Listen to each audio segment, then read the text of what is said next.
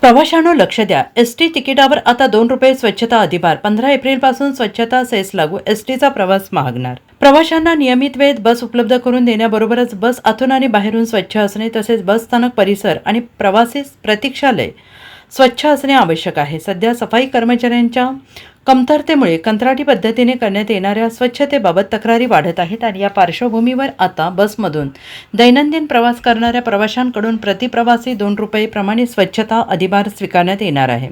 याची अंमलबजावणी 15 एप्रिलपासून सुरू होणार आहे. राज्य परिवहन महामंडळाने राज्यभरात एकूण 251 आगार आणि 598 बस स्थानके आहेत. महामंडळाच्या बसेसमधून दररोज सरासरी 55 लाख प्रवासी प्रवास करतात. या प्रवाशांना स्वच्छ स्थानके आणि बसेस उपलब्ध करून दिल्यास प्रवाशांची संख्या वाढून महामंडळाच्या उत्पन्नात भर पडणार आहे. विशेष बससाठी प्रतिदिन ₹50 अधिभार आकारला जाईल.